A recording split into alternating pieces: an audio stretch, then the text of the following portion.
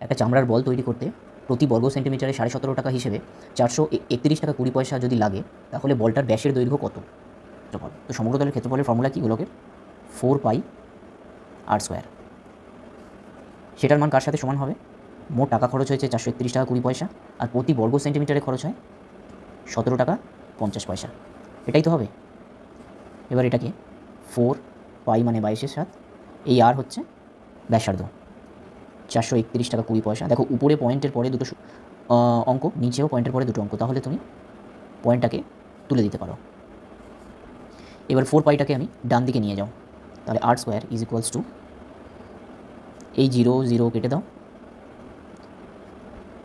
22/7 যদি এদিকে চলে আসে ডান দিকে, 7/22, 4 ওখানে গুণ ছিল, ওখানে ভাগ হয়ে যাবে। এবার তুমি কাটাকাটি করো, 7 দিয়ে 7 দুগুণে 14, 3 5 5 7 35, 4 দিয়ে 2 দিয়ে 2, 2 দিয়ে 2 1 5 6, আবার 2 দিয়ে কাটো, 10 7 8। এবার 22-কে 2 দিয়ে কাটো, 11 5 39, 11 দিয়ে কাটো, 4 11 44, 9 9 9 11 99। তাহলে আর স্কোয়ার ইজ ইকুয়ালস টু 49/25। দেখো এখানে পূর্ণ বর্গ সংখ্যা চলে এসছে, তাহলে আর হবে 7/5। তাহলে এটা ব্যাসার্ধ, তাহলে ব্যাস কত হবে? 2 ইন্টু আর,